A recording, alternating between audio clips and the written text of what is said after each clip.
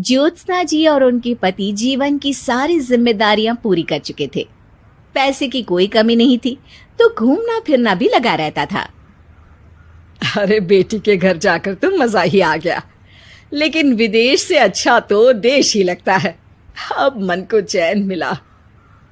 अरे लेकिन वहां की औरतें देखिए, कितनी फिट, स्मार्ट और चमकती हुई।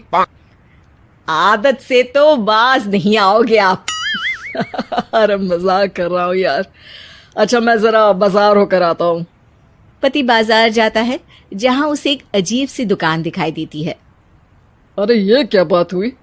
अंदर आओ 50 के, बाहर निकलो 40 के। हम आपकी 10 साल उम्र कम करते हैं। अरे ऐसा क्या करते हैं भला? जरा अंदर जाकर ही देख लेता हूँ। अंदर एक सुंदर सी लड़की खड़ी होती है। सुंदरी जी, ये क्या दुकान है? जरा जादू हम पर भी तो चला दीजिए। यस सर, आपको हमारी एग्जीक्यूटिव एक डेमो के लिए अंदर ले जाएगी। आप अंदर जाएंगी तो आप खुद ब खुद समझ जाएंगी। पति अंदर जाता है, जहां सेल्स गर्ल मिलकर पति को नकली बाल, नकली दांत, रंग बिरंगी कपड़े के साथ रंगीन चश्मा लगा देती है। देखिए, अब खुद को शीशे पे देखिए और बताइए सर। हाय दयो, ऐसा तो मैं किसी हीरो से कम नहीं लग रहा। दे दो, सारा सामान पैक कर दो। पति खुशी खुशी वहां से निकल जाता है। घर आकर वो सारा सामान छुपा देता है।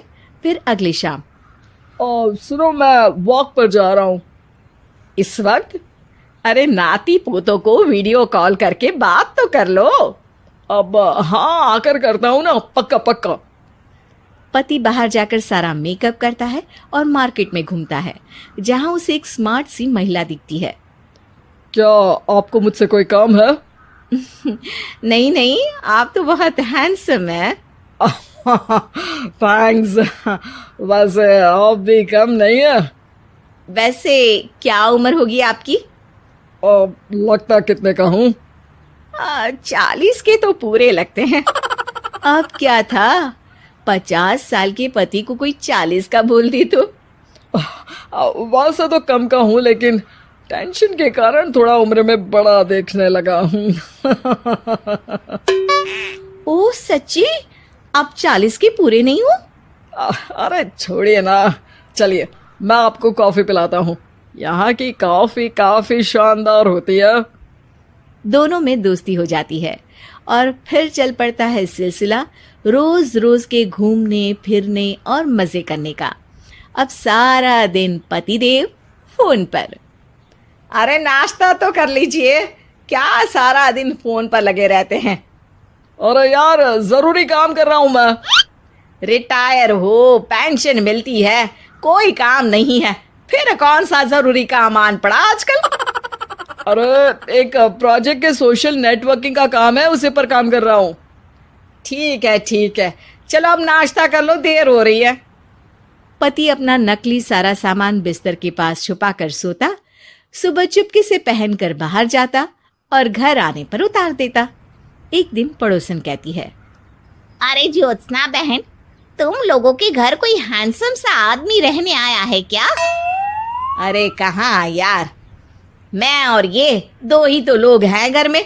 हैंडसम सी शक्ल देखे तो मुझे भी जमाना हो गया है। अरे पता नहीं, वो जाता तो तुम्हारे ही घर में है, क्या पता कौन होगा। अरे तुम्हारी उम्र हो रही है ना, और भाई साहब को भी गए 5 साल हो गए, शायद इसीलिए अब सारे हैंडसम नजर आ रहे होंगे। पड़ोसन भी ज्योत्सना की बात पर मुस्कुराकर वहां से चली जाती है। एक दिन, अरे सुनो जी, बहू बेटा और पोता आ रहे हैं, कुछ दिनों के लिए वो हमारे साथ ही रहेंगे। अरे शिट यार, ये क्या है? बेटे ने तो कर ली शादी, अब क्या करने आ रहा है यहाँ पर? अरे कैसे बात कर रहे हो जी, इस उम्र में तो माता पिता तरसते हैं कि बच्चे आखिर साथ रहे, लेकिन आप है कि। अरे ठीक है ना, लेकिन अब देखो सभी व्यस्त हैं अपनी जिंदगी में, ये लोग आएंगे रहेंगे, कितनी डिस्टर्ब हो जाएगी लाइफ। कैसी बात कर रहे हो? अरे जैसे बहुत हैपनिंग है ना तुम्हारी लाइफ, तो जो बच्चों के आने से डिस्टर्ब हो जाएगी। अरे दिन काटने मुश्किल होते हैं, बच्चे आ जाएंगे तो थोड़ा दिन रात पता तो चलेगा। ओफो, ठीक है, लेकिन बोल देना कि ना कोई मेरे कमरे में आए, ना मेरी लाइफ पे दखल दे कि मैं कहाँ जा रहा हूँ, क्या कर रहा हूँ, समझी? खैर, वो दिन भी आ जाता है जब बहू, बेटा और पोता उन लोगों के घर आते हैं।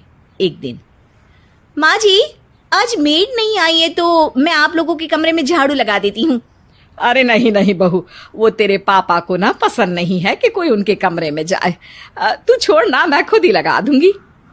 सास को समझ में नहीं आता कि आखिर उसके पति ने किसी को कमरे में जाने से मना क्यों कर रखा है। खैर, वो साफ सफाई करके बाहर निकल आती है, लेकिन कहते हैं ना, बच्चा तो अबोध होता है, उसे किसी बात का क्या पता। वो खेलते खेलते दादा के बिस्तर तक पहुंच जाता है और बाहर ले आता है दादा का वो सारा सामान जो वो लगाकर घूमते थे। ज्योत्सना की नजर उस सामान पर पड़ती है। वो बच्चे से पकड़कर कमरे में लाती है और पैकेट खोलकर देखती है। हाय रे दैया, ये क्या लग रहा है कि आजकल ये प्रोजेक्ट नया मिला हुआ है। बेटे बहू के जाने के बाद ज्योत्सना सोचती है कि वो बात करेगी, लेकिन फिर अरे खुद से बात करूंगी तो मुकर जाएंगे। पता लगाना होगा कि माजरा क्या है। कुछ दिनों बाद, अरे यार, ये बच्चे लोगों के आने से लाइफ ना बड़ी डिस्टर्ब सी रही। मैं कुछ देर के लिए वॉक पर जा रहा हूँ, आराम से आऊँगा 2-4 घंटों के बाद, ठीक है? मैं क्या सोच रही हूँ कि मैं भी आपके साथ चलती हूँ। अरे थोड़ा रिलैक्स मैं भी तो हो जाऊं। हाँ, पड़ोस वाली बुढ़िया के साथ नीचे पार्क में जाकर वॉक करके आ जाओ। अच्छा जी, तुम कार से लॉन्ग ड्राइव के मजे लो और मैं पड़ोस की बुढ़िया के साथ। पति नहीं मानता और अपना पैकेट और कार लेकर निकल जाता है। रास्ते से वो उस महिला मित्र को फोन करता है। हाय ब्यूटीफुल, मैं कुछ दिनों के लिए आउट ऑफ कंट्री था, आज आ गया तो सोचा तुमसे मिल लूं। हाँ, क्यों नहीं, क्लब में आ जाओ। पति क्लब में पहुंचता है, सारा नकली सामान चिपका भी लेता है, लेकिन उसे पता नहीं होता कि ज्योत्सना ने सबका गोंद निकाल दिया है। ओ बेबी, मैंने आपको बहुत मिस किया। मैंने भी। लेकिन वो जैसे ही हंसता है, उसके नकली बाल गिरकर हाथ में आ जाते हैं, जिससे उसका सर गंजा दिखता है। ओ ये क्या! तभी उसका दांत भी हाथ में आ जाता है और ज्योत्सना के पति का सारा बुढ़ापा उसकी दोस्त के सामने आ जाता है। हे भगवान, अंकल जी, कौन है आप? कैसी बात कर रही हो अंकल? मैं तो तुम्हारा दोस्त हूँ। अरे पर हो तो अंकल ही ना। नकली दांत, नकली बाल और क्या क्या नकली है। पति को गुस्सा आ जाता है। वो महिला के बाल पकड़कर खींचता है, जिसके बाद उसका बाल भी उसके हाथ में आ जाता है और महिला के सारे पके बाल सामने आ जाते हैं। ओह, तो तुम भी उसी दुकान से हो? जाओ 50 की निकलो 40 के। हाँ, बढ़िया आई मुझे अंकल कहने वाली। लेकिन ये समझ में नहीं आ रहा कि मेरे बाल और दांत बाहर कैसे आ गए। तभी वहां ज्योत्सना आ जाती है। जी, मेरी वजह से। चलिए इन आंटी जी को नमस्ते कहिए, फिर घर चलते हैं और वहां मैं बनाऊंगी आपको 40 का।